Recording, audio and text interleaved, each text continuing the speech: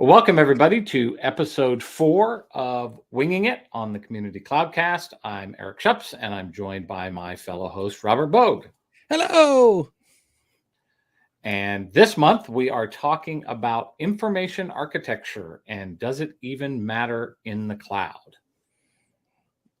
Or can anybody spell it? Well, it's certain not a lot of people can do it. Do it well. So this is a topic that we used to cover almost ad nauseum constantly in the SharePoint space. We talked,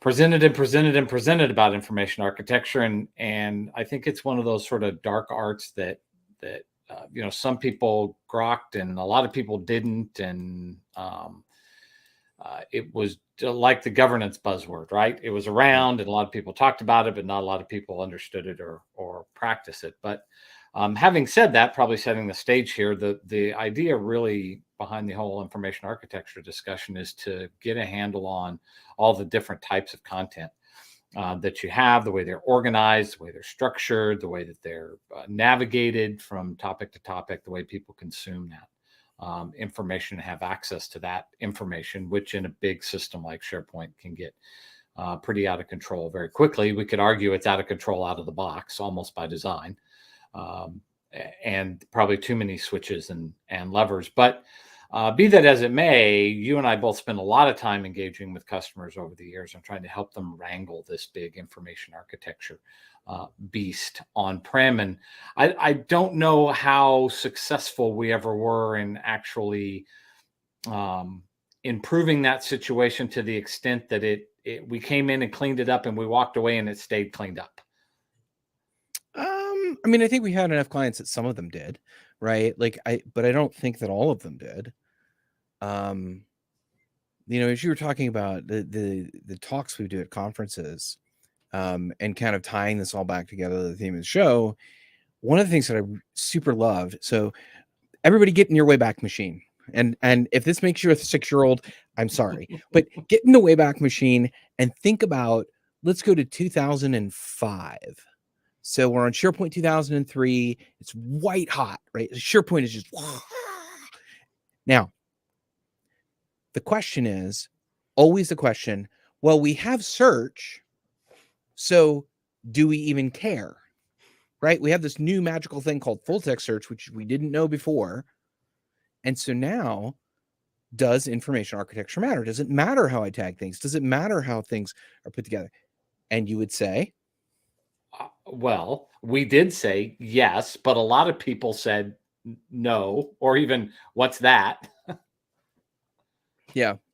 Well, but it's funny because you roll that forward, right? So we're at 2005-ish, and people are like, search is everything. Search is amazing. Oh my gosh, have you seen Google?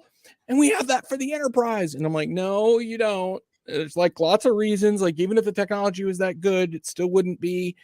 But the thing of it is, like, then we saw people go, oh, well, search sucks. It's not returning the things that I want it to return. So it must be that the tool's bad, not that it relies on information architecture, and I don't have any of that working, so it's struggling. That's a good point, because there was this I don't know, prevailing mentality perhaps to, maybe it's just a way to avoid paying consultants for doing the hard work of building an information architecture, that search would solve everything. And here we are almost 20 years later, and search has not solved anything. Right. In some ways made it worse. Yeah. Take 27. Well, and think what's going to happen with AI generated content, right? Oh my gosh. Like, we're going to have this explosion of content. None of it's organized. None of it has a taxonomy. None of it has this thing called metadata. And it's I think in a lot of ways it's still going to be the same old train wreck. We just keep shuffling. So one of the things that happened as information architecture started to become a thing in our circle, obviously other data scientists and whatnot were well aware of these concepts, and records managers and whatnot. But in our circle, information architecture started to become a thing. People talked about it. How should we use metadata and actually classify our content and whatnot? They started putting the effort into it, and then along came vendors who said, we can just solve that problem for you automatically, right? We can auto classify your content. And that was the great panacea that never bore any fruit, because the garbage in, garbage out, the model's only as good as, or the results are only as good as the model that you train. And those things never really were able to take all that unstructured content that's the lifeblood of a collaboration system and turn it into a properly structured classification system. And I fear that now the same thing is going to happen with AI, that we're not going to say, oh, it's AI powered classification, as if that's better, right? So we're going to let the AI do the classification and build the information architecture. So once again, we don't have to do anything, and it's just going to get automatically solved. And I don't think that's the case. In fact, I don't even see how it can be the case based on the lessons that we've learned in the past. Right. Yeah, I think, and I think we've had a couple of years of syntax, right? Which is basically that, right? Like, we're going to go crawl your content and identify the topics, and then we'll connect the people and the resources that know the topics. And to be fair, it's cool. And I might even say amazing in certain contexts with certain support and the right things, right? But still, you still have to have somebody who is there, who has some awareness of what's happening and what a taxonomy looks like and what metadata looks like, and how to build that in a way that people can navigate. But hey, let's do this. Let's talk about how failures repeat themselves, right? Okay. So when did we get keywords in SharePoint? I believe that was 2007. Okay. So in 2007, we get keywords. So if you think about what we have now for labels, it's really not any different than keywords. It's a folksonomy sort of thing where it's large sets of tags, particularly in large organizations, right? And the idea is that the tags are magically going to make stuff work. Now, the cool stuff is on the back end, it's all tied together, and they're taking off all the rough edges. But still, from a taxonomic point of view, from a information architecture point of view, from a findability point of view, you have a set of random tags. And if you don't have somebody who's curating that well, right, you now have 55 tags that mean almost the exact same thing, and the user has no idea which one of them to pick. Right? And then you get these random results that nobody knows what to do about. And so, as you're saying, we're repeating the same thing. It's just different cycles, right? Oh, this year, wait, hang on. Let me look at my index. Oh, this is the year of the list. This is the year of the search. This is the year of the AI. And we keep repeating the same mistakes. You still have to do the thinking part to figure out, what fields do my documents need? And I think the other thing, and we haven't actually talked about this, but I'd love your thoughts on, we used to do metadata in files, right? And that was all the rage. And we kept convincing people, you got to do metadata. And then we got file synchronization, right? So we work through the time of Groove becomes workspaces, becomes ultimately the protogener for OneDrive sync and right. And so SharePoint, Microsoft Space gets that, and we start to see the arrival of places like Box and Dropbox and everything else. And so the entire market shifted. Gartner and Forrester and all the think tanks started to talk about enterprise sync and store.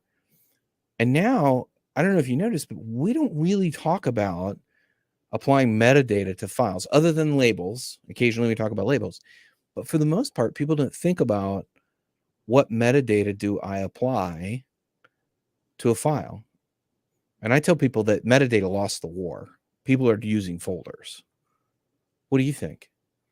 Well, I think there's another aspect to that also when we were forcefully drug into this flattened topology of everything as a site collection away from sites and subsites, right? It also blew the organizational structure of our Yep. taxonomy completely to smithereens, Yep. right?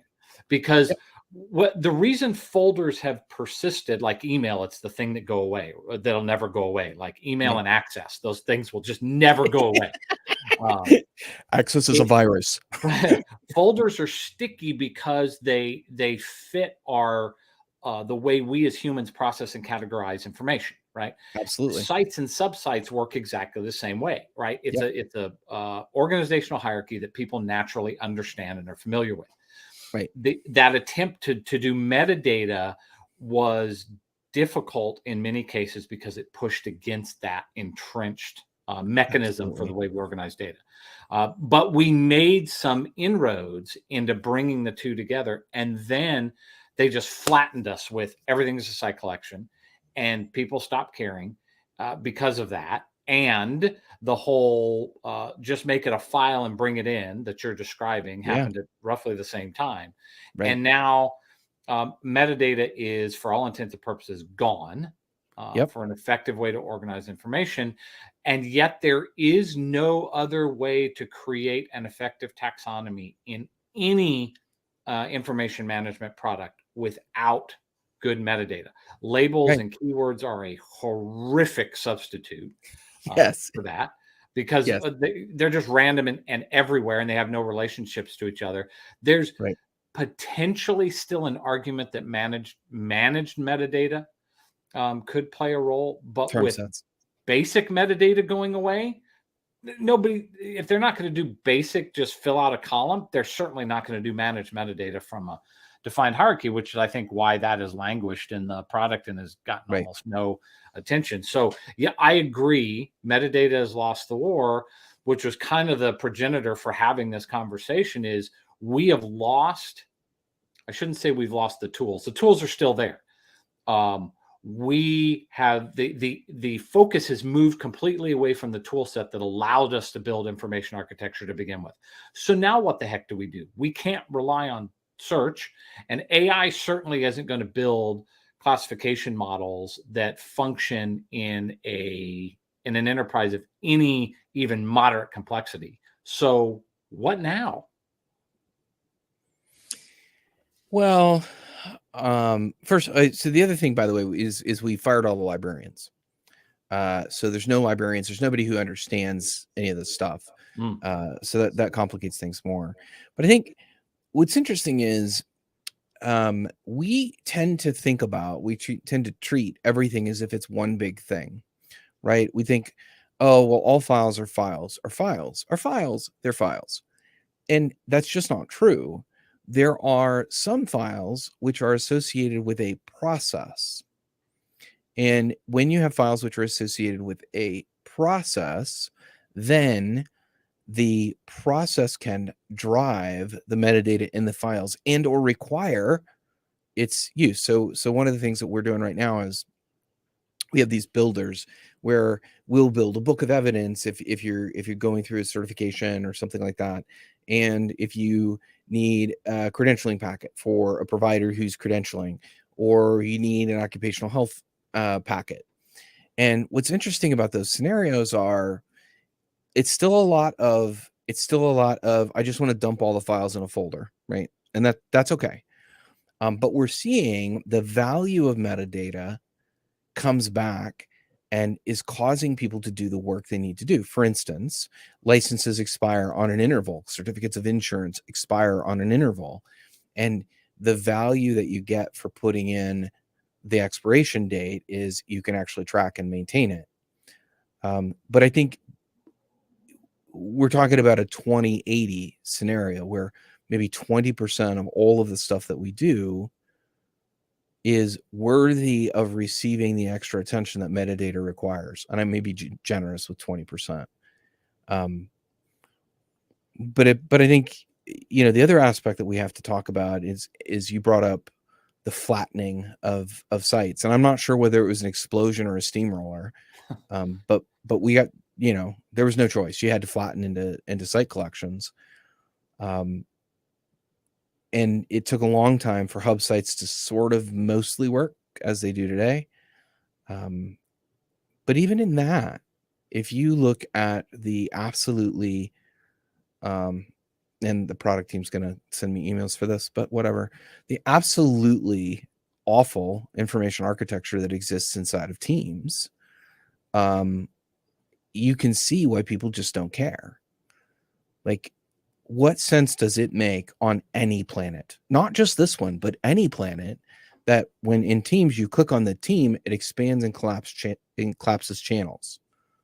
It doesn't actually select anything. It doesn't give you a dashboard. It doesn't help you navigate. It just expands and collapses channels, which, by the way, are randomly hidden on you because we so love that idea. I don't know if you remember the 2002 release of Office, where they started randomly hiding the menu items, and it drove everybody nuts until they decided, oh, we can't do that anymore. But the Teams team didn't get the memo, right?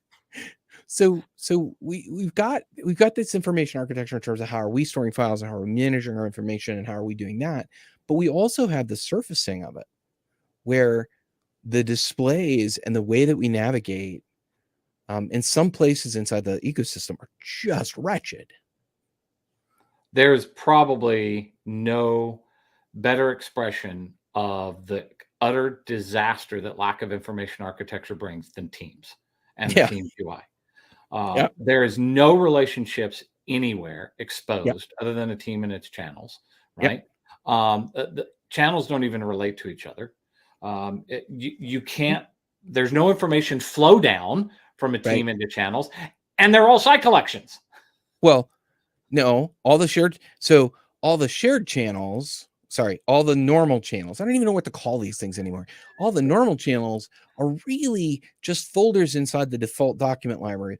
But if you do a private channel, it's its own site collection. Or if you do a shared channel, it's its own site collection that you can connect to from multiple places. And heaven forbid you try and take a normal channel and change the folder name in the document library, because Teams forgets what it's doing. You might as well blow the channel away and start again, because it is so confused it doesn't know what to do. Because there's no relationships, there's no connection, there's no things tying things together. There's not even an attempt to try and reduce the amount of left-hand endless scrolling clutter. To the point that a user can be even halfway affected. Even if they took the delve approach, which was, I'm going to show you everything you've worked on last week, regardless of whether it's important or not, would be better than the free-for-all nonsense that we have today. And none of that in that communication context relates to your collaboration context of what's going on inside of SharePoint. And this, so the flattening of the site into site collections was a technically driven decision, right? Absolutely. Based on how they want to manage the database on the back end. Had absolutely nothing to do with information architecture. They then belatedly, as always, realized, oh, that's a bad thing. So we're going to try and reimpose some sort of order by giving you hub and communication sites, right? Which, to your point, in repeating mistakes, takes us right back to the portal areas of 2003 and the same problems that we had back then, because they are effectively the same thing. Absolutely. And so we didn't learn any of those lessons. Thus, where a news site as a hub site has some certain amount of sense. It's a place to collect bits of information, right? And communication sites as sort of a one-stop for multiple points of interest that feed together are interesting and useful.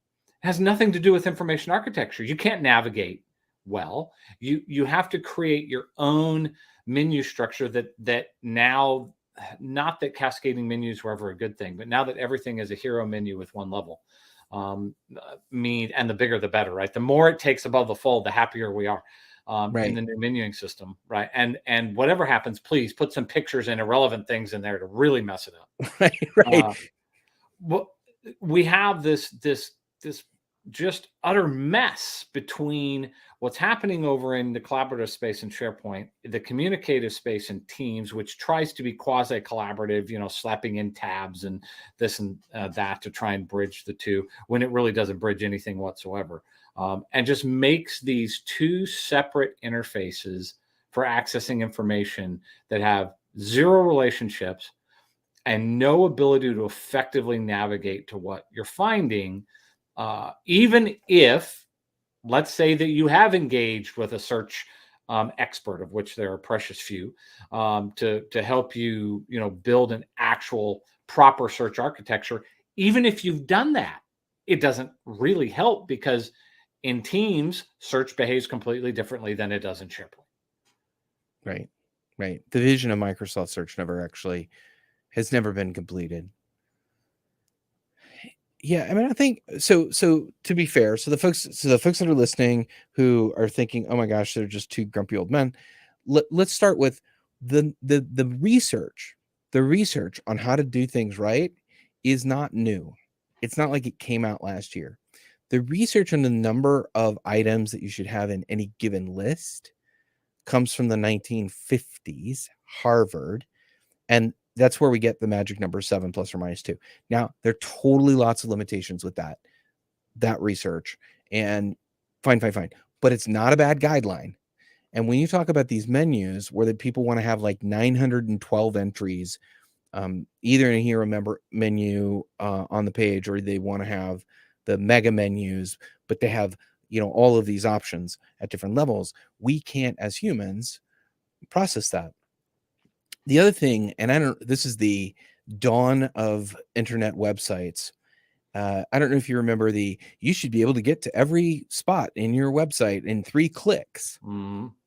Ooh, that is totally not right. And they were quoting this guy Hicks Law, which says that picking from one longer list is quicker than picking twice from 2 lists or 3 lists. Except you have to know the order, and nobody ever does, because you never know which word is used. And even if you say alphabetical, if you don't know what word, you don't know what the start letter is.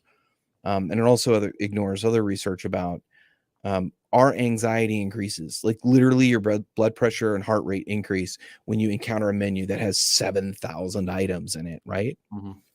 And so I say all that. I put this in context, right? So none of that research, none of what I just talked about is new in the last 30 years. None of it. It's all very, very old, very, very well established. And yet everybody seems to ignore it. Have you ever so you go to a client and they're like, "Oh yeah, all our documentation is in the folder on the D drive," or whatever, right? And you open it up and there's 4,000 files. All named by number. And you're like, what? You can't navigate that. No human is capable of doing that. When we first came out with the 5,000 item limit guideline in SharePoint, where we didn't put more than 5,000 items in a list entry, we did that for a technical reason, right? But the answer we kept getting back from everybody is nobody will ever go through 5,000 items. Yes, visually, no one's ever going to go through 5,000 items. I'm with you. It caused a whole bunch of back-end other issues, but we continue to make the same mistakes over and over and over again because we're not reading the research, we're not paying attention. In a lot of places, inside the product teams at Microsoft, they have their feature, their thing they're solving for. Hey, I have to make it easier to provision a new site, and to do that, I really need to do that at a site collection level because it just is easier. I can use templates and copy, and right. But it causes us to repeat the same mistakes over and over. Oh, we learned that was a bad idea, but we forgot we learned that. So the next question is, so Eric, what do you recommend? What would you tell a 20-something new grad who has just been told you're our information manager for our entire Microsoft 365 environment? So the challenge begins with that our guidance hasn't changed. We know how to effectively architect or implement information architecture in this product stack, but the tools are slipping further out of our grasp, right? So we can tell them, okay, go in, design your managed metadata, do your content types, right? Build yourself a content type hub, right? Manage all those things properly. That'll tie back into your search. Make sure you go in and set your result sources and yada yada yada. The things we always tell folks to do for proper IA. But the as they go to implement those sorts of things, they discover that, oh, those are all holdover tools. There's no new expression of those tools in the interface anywhere. For the most part, yeah. As they move towards like structured document controls and whatnot, they get into this mismatch, as you already defined, of well, I needed to apply a sensitivity label, but that's over in security and compliance, right? Why is it in security and compliance? I don't know. It just is. I don't have access over there, right? So now I've got to go figure all that out, which has bigger implications. And it's not, although some of that tooling is still available, in context, as it were, as they're building out sites and document libraries, that we're starting to abstract it into the admin centers that make it more difficult. So the tools are almost getting in the way of trying to effectuate that strategy. And because there's zero messaging around it, there's zero thought leadership around that coming from the vendor and really honestly from the community, because we just react to, the way the winds are blowing. So there's very few of us, you, me, a few others, talking about these sorts of things anymore. Whereas it used to be every conference had 3 topics on, information architecture, or navigation, or we always were doing an ECM talk. In fact, it wouldn't be surprising if you were doing one and I was doing one at a conference, but that's not there anymore.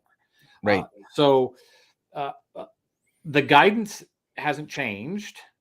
As we talk about things like the implementers course that we did back for the 2010 wave, right? Well, all that content is still perfectly applicable to today. And so I can guide them towards doing the right things for an effective long-term solution, right? And then you pull out the pin on the Teams grenade and you drop it in the middle of it and it all goes kablooey, right? Because you can't do any of that stuff, in Teams. Well, it's harder it's an exponentially harder, right?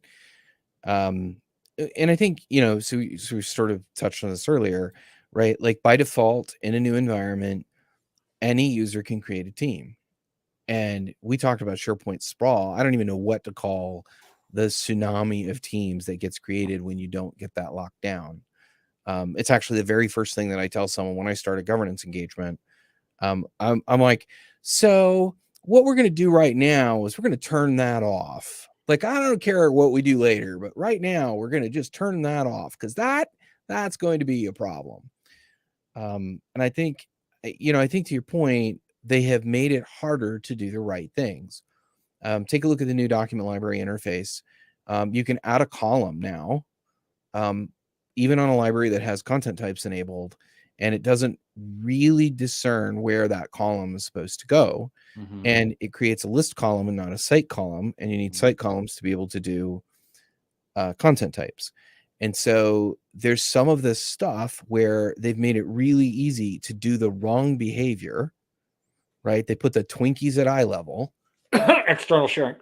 Pardon me. Yeah. Well, yeah, sharing is its own complete train wreck, right? Like, yeah. But they made the wrong things easy to do. So another example that they added, and this has been several years ago, is you can add templates to document libraries. And you're like, well, that's a really great thing. And we needed that. And I'm like, well, yeah, of course. But we've also had it since 2007. It's been in the system. It's just been hard to implement because they made it hard to implement. And then they went in and when they built the templating system for document libraries, they didn't use content types and they didn't make them accessible programmatically. So as a developer or as somebody who's trying to govern the environment, you couldn't control, limit, or even enumerate what document templates were in a given library. And so you've got stuff like that. Now they did rework some of the content type hub stuff, sort of mostly.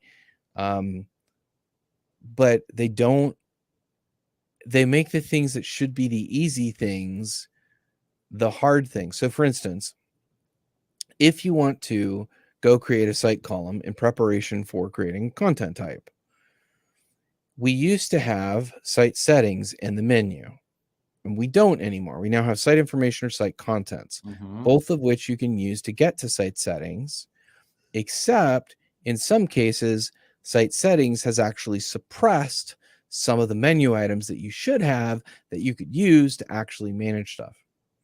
I also just ran into an issue in the last week or two where I wanted to be able to look at the user list.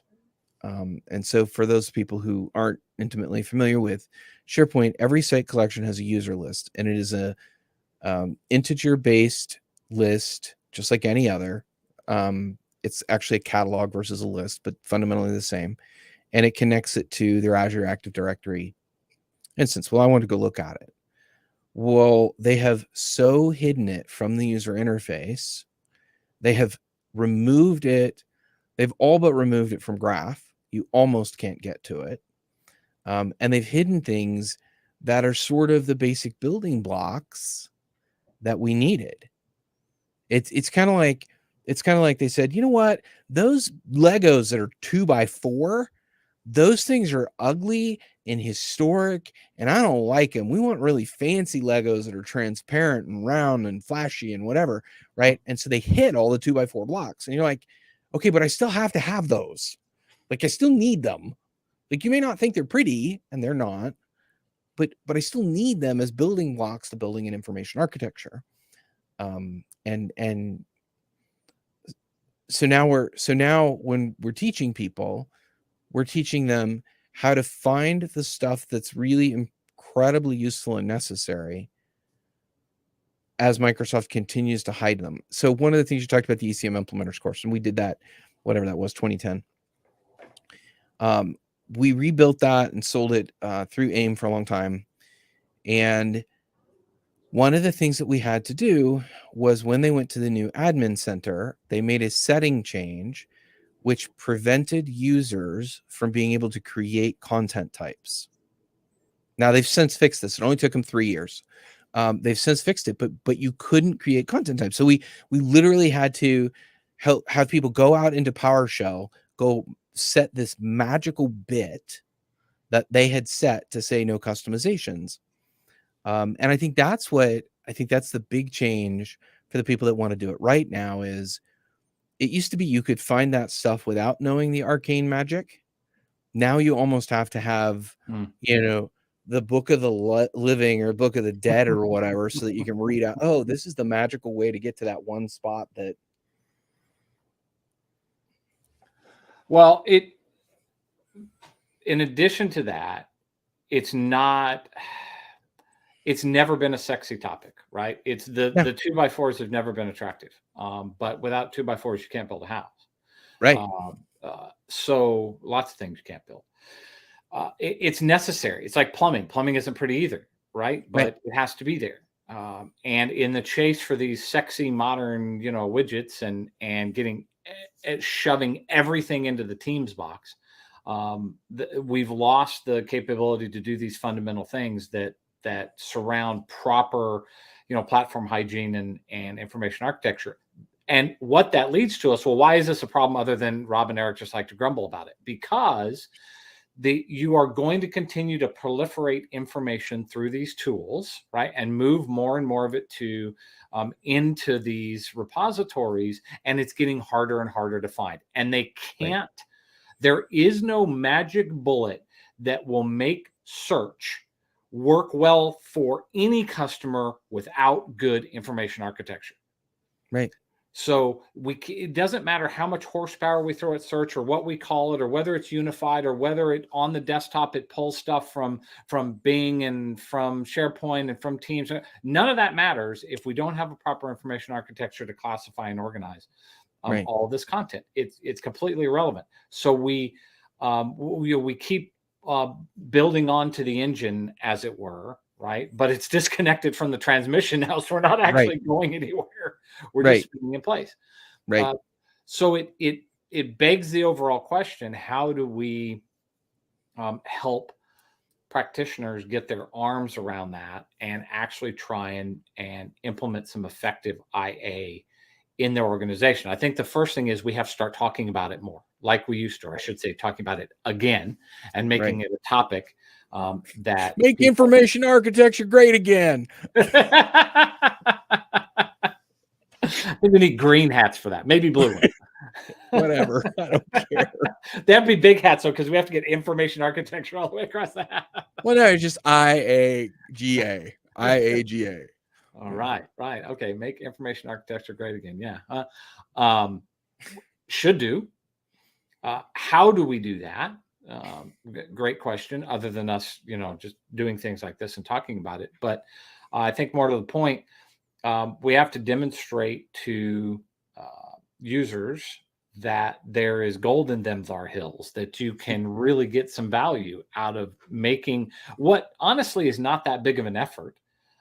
It can get out of control and be a major effort, and sometimes it needs to be, but for most customers it's not that big of an effort to apply just some basic IA into your organization to help people find stuff. But it's not the shiny object right now, and we hear the frustration of users still saying 20 years later, my stuff's in SharePoint and I can't find it.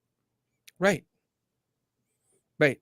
And that's the tragedy, right? Like, so the old IDC numbers, and it was Sue while she was at IDC. I don't know, it was like a third of your time, 20 or 30% of your time was spent looking for stuff, right? If you're in a big organization, your job is to mine the corpus of data to try and find stuff that's useful. Holy smoke. Like, that shouldn't be that hard, right? Like, it shouldn't be that you're spending 20 or 30% of your time trying to find the stuff that you should already have access to. You should already know where it is. I do say, so the one thing I will say is I think we have made a little bit of progress in a related field, which is, I think we've made some progress in our recognition that we don't need to lock every single file up and make it hidden. I think we've made a little bit of progress in starting to just leave that open so search can find it. And it's it's an old blessing and curse problem, because it's a blessing that search could find it. It's a curse that it makes the corpus so large. Yeah.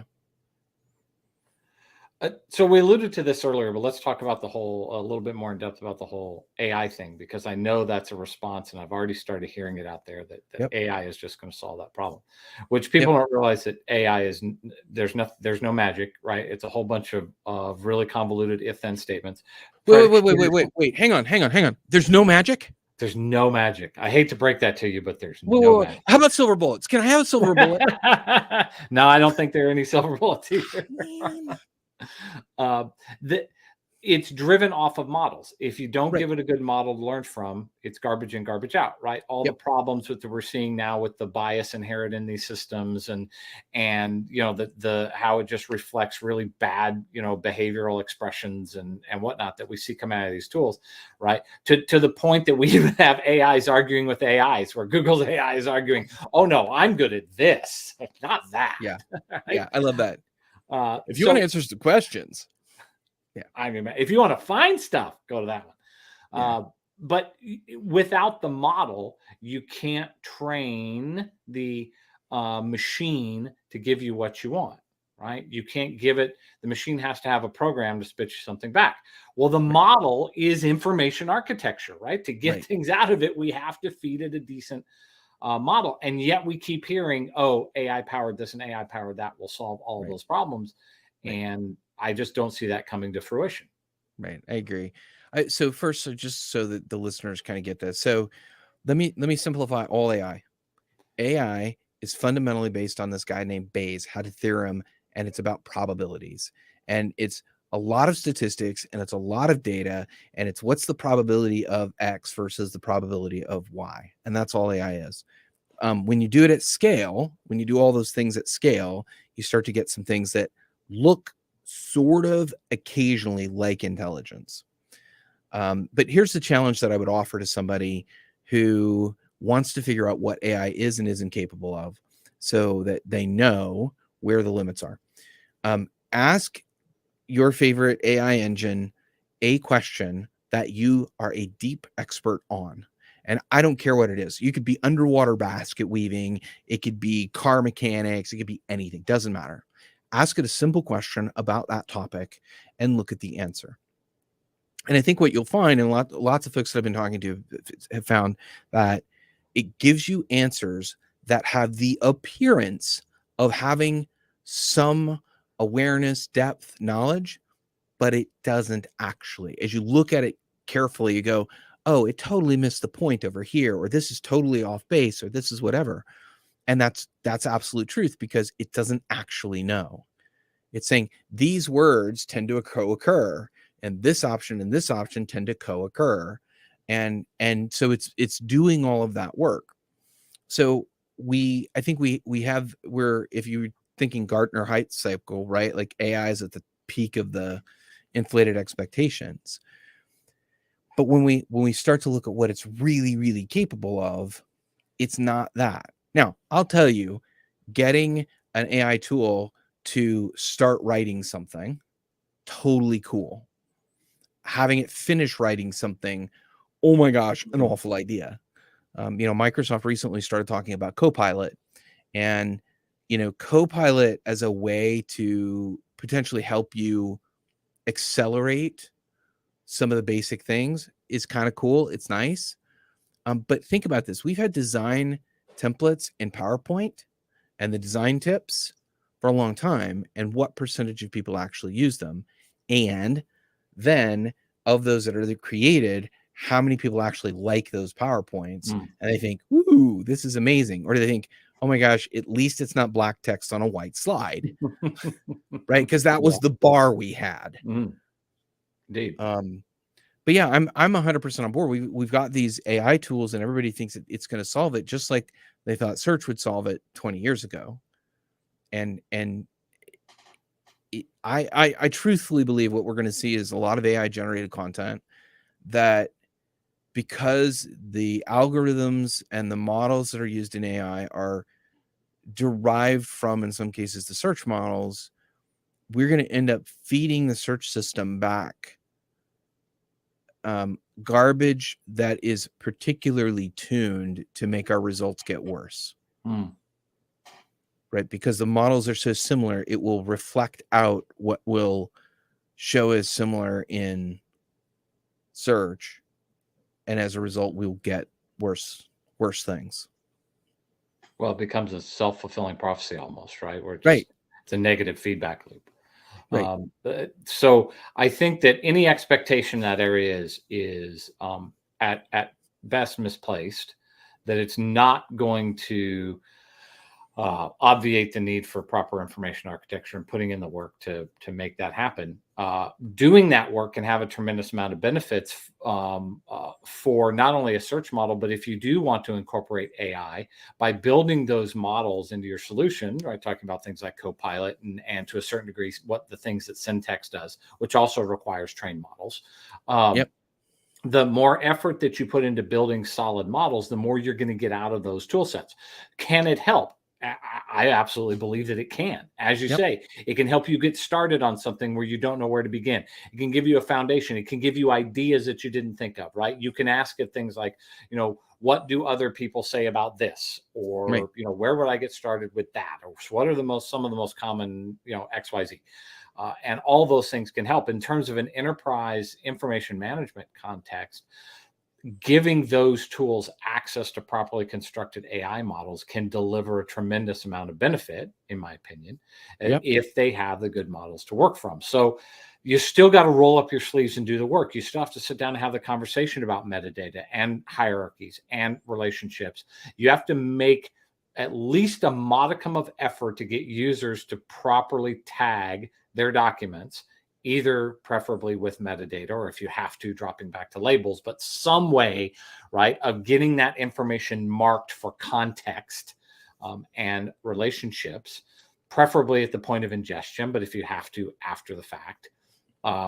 Continuing to do those foundational things that we've always done will derive better benefit from as they continue to improve search, right? You have good models, you'll get better search results, right? As Right. those things continue to happen. The tooling is making it a bit difficult, but we have to, I think the most important thing we have to do is establish where you're going to do real information management versus where you're going to just sort of ad hoc do stuff. And I'm talking about, say, SharePoint versus Teams, or it doesn't have to be SharePoint, Right. some other information repository. Right. It could be documents in Salesforce versus talking about them in Slack, right? Right.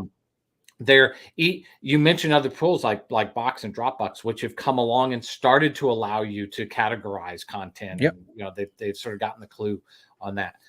So I think the work still has to be done following the foundational principles to get the good things out the other end that you want. I don't know if it's any easier than it used to be, or if it's harder. I don't feel like it's harder. Maybe I'm wrong. Maybe it's just more confusing. Yeah, I don't think it's necessarily harder, right? Like as you said, like all the things that we did in the ECM implementers course, right? And even if you just abstract them out from SharePoint, it's all the same stuff, right? It's how do you interview the users and how do you figure out what the values are and how do you put the values into ranges and how do you make sure that you have choices that people can make and filtering on things that matter and like that's all the same stuff. That really truthfully hasn't changed in 2 decades. It's, the other side of this is there are not that many people that can do it and do it well. I was, some of the clients that we get are what I call recovery clients, where they've engaged with someone else. The other person said, "Oh, we're going to do this for you," and they get a year into the implementation, and the output of it is nothing, and we get engaged, and we've got a process for how do we figure out what the metadata is and which of it's important and what are the ranges, and it's something we can teach. We've taught at conferences, but the number of people that know that stuff, people don't even know what they don't know. Because as to your point earlier, like we're not talking about it at conferences anymore. It's not sexy and it doesn't get picked. If you submit it to a conference, people aren't going there to hear about information architecture. They're going there to hear about Copilot and Viva, whatever, the Viva of the week. And so it's harder. And by the way, we're picking sort of on Microsoft because it's the space, but it's not any different anywhere else. Whether it's knowledge management or information architecture, information governance, like no vendor has a lock on that working really well in their world. And they're all struggling and have struggled with transitioning from those on-premise models to making it effective in the cloud. Yeah. Those that were already there, for example, Salesforce, right? Information architecture in Salesforce is just a non-entity. Do you have relationships between objects and hierarchies? Sure you do, but the information is always associated with some kind of customer record or right. Some record object. The information does not in itself relate to other information in terms of what's in documents and whatnot. So that there's not even a place really to begin in that context, right? You need to pick another major cloud platform that a lot of people are on.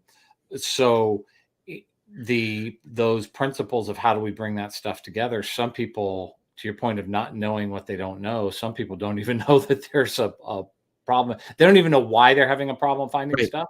There's just no concept. At least in this space, it's something we have talked about. The vendor made a valiant attempt to implement tools that people could use because, let's face it, prior to SharePoint, a lot of the stuff you would do for records management and whatnot was these really hard, research-focused, right? Really difficult to implement systems, work with systems. So at least there was that. But because there's no new features in this space, we don't have anything shiny and new to talk about and promote, right? And get people engaged in that process. It's part of the maturity model, right? They onboard, if they're new, into the system, and they only realize after the fact that they have this information proliferation problem and findability problem, when we don't really have a story these days to give them other than go use all the classic tools that don't really fit into sort of the modern, square peg in a round hole. Yep. Just get a bigger hammer. One of the things that I think is a big schism, and I think this is the thing that we've got to figure out, and now, we're not on Microsoft. We're like on big picture. And it is, we have a schism between database lists, relational tables, and unstructured metadata on a document. And it's like the two groups are matter and antimatter. They don't want to get together for fear of an explosion. Rend the universe apart. Well, right. Like the whole space-time thing would break down. We can't do that. But I think, what you and I both bring to this conversation is we've both built databases at scale, and we've done information architecture and ECM at scale.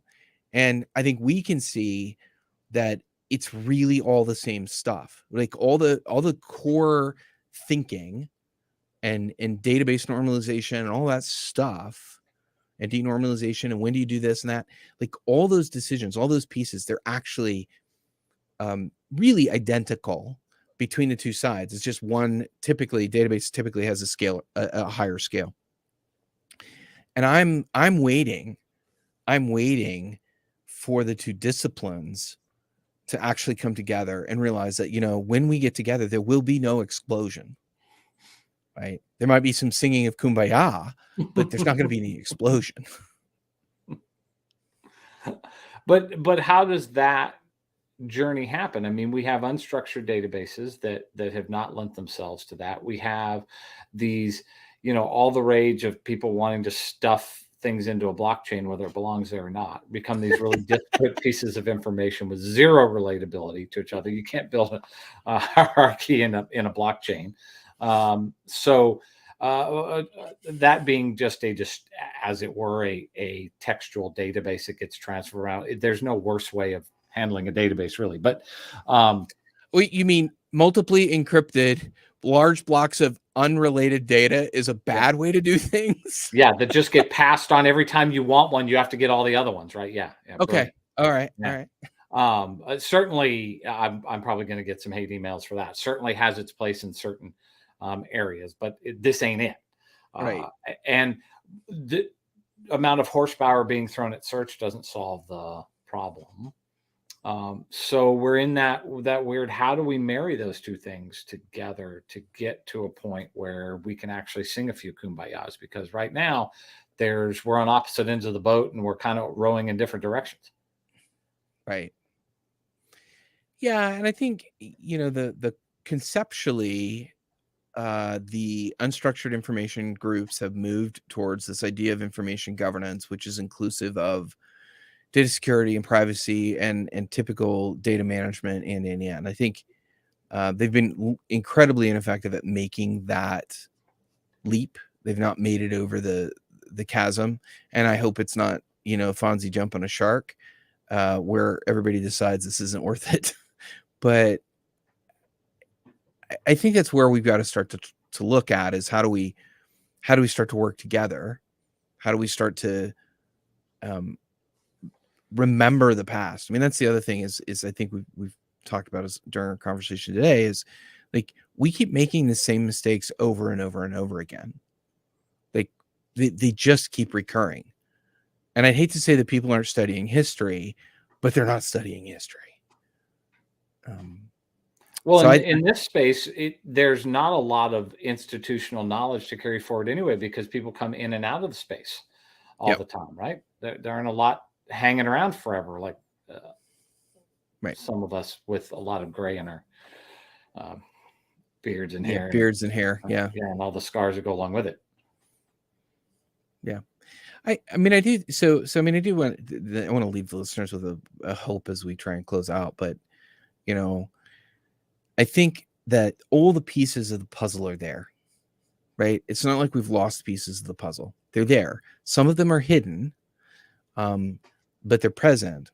And I think that the other piece is like when you have a system that has a solid information architecture, the things it does are nothing short of magical. The ability to find stuff, to be able to look up stuff, the ability to do stuff really quickly is magical. And so there's a reason to do it. We just have to figure out how to know how to do it and how to keep in our sights what those outcomes are going to be. Is part of that helping people to understand the tool sets that are available and how they work together? For example, there's no immediate apparent relationship between various components in Viva and document classification and syntax, but there actually is a relationship, and one feeds the other if you can show how that functions together. I mean, part of it is that we just keep getting these little things in Viva and there's no overarching scheme bringing them together. But there are places where some of that stuff is exposed, and you can start to see glimmers of it in there. And hopefully that tooling continues to improve. But is it that we just need to help people understand, this is still an important topic. Here are the tools that you have at your disposal. Maybe they don't all work perfectly together, but you can make them work if you put in the effort.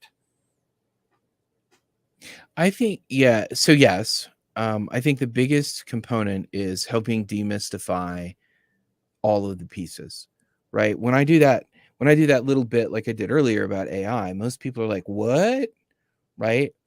And I think when you and I and others help people understand what's going on, it makes it better. Now, by the way, in the category of we keep repeating history, Microsoft is now doing with Viva what IBM did with WebSphere. Now, most humans are not got that background, but WebSphere was a brand. It didn't actually relate to technology talking to each other or working together. Sometimes it did, sometimes it didn't, and you wouldn't really know. And I think we're starting to see that with Viva, particularly as you look at things like Engage, which are still largely running in disconnected parts of the ecosystem. Certainly they're becoming more connected, but historically, Yammer was an acquisition and was far afield from the core. But how do you see through the marketing to know these aspects of Viva are truly connected, and one will cause an outcome in the other, and which ones are largely disconnected? Well, and how are they served? So part of the problem here is that things like Viva Topics, which is directly related to what we're talking about in information architecture, Yep. And the syntax stuff doing in the background, should be a primary interface for exposing that. But you can't do it when you're showing 5 cards in a sidebar, right? That's Right. that's not effective, right? Right. And so there's no, it doesn't go beyond this really simple interface. It's almost like an MVP for just, showing how we can expose, some things that we've dug up out of what IA that you do have without digging down into the meat and potatoes. I mean, we should be able to go to a document, hover over a document, see all the things that have relatability on the core concepts, get its scoring, classification, categories, and all that stuff, right? It should be at our fingertips. It's not, right? So the tools perhaps are lacking yet on the front end for exposure, right? A lot of that stuff, as you say, is still there. The building blocks, you can still build the stuff. We just don't have an effective way at the moment. Right. You mentioned Delve earlier. You brought up Delve, right? And I joke that Delve was the quickest way to see the stuff that you don't care about. It's the way I used to talk about Delve. But Delve was the surfacing of the social network analysis that's happening below the scenes, that's tracking who are you connected to and what are they doing, and there's a lot of really cool stuff there that if you start to understand how Microsoft is taking signals every time you open a document someone else created, every time you're in a meeting, everything, right? And it's creating the relationships you have with people. And then you start to apply that to the way that you think about how people can find information. There's power. But nobody knows how this stuff works, right? Nobody talks about it anymore. And as a result, you as a consumer, you as an information architect, you as a person trying to make your information management story in your organization better, you don't have the ground level pieces you need to be incredibly effective. You can still be effective. You just can't be incredibly effective because you don't have the pieces you need to do that. So that's all the time we have for this month. Well, please feel free to engage with us on our YouTube channel. Submit any questions, Q&A. We'd love to hear your feedback. Also, don't forget the podcast is available at the same time that this broadcast goes live. So if you prefer to listen to us on the go and have Rob and Eric in your pocket, as it were, you can do that. That's on Spotify and Apple Podcasts and everywhere that you get your podcasts from. This will be available. I understand now we're also automatically doing video podcasts. I'm not exactly sure how that works, but when I publish the podcast, it says you now have a video podcast. So, yeah, wherever people get video podcasts, I don't know. I kind of thought that's what we were doing on YouTube, but maybe not. I don't know. In any event, thank you all for joining us, and we will be back next month with another episode of Winging It. Until next time. See y'all.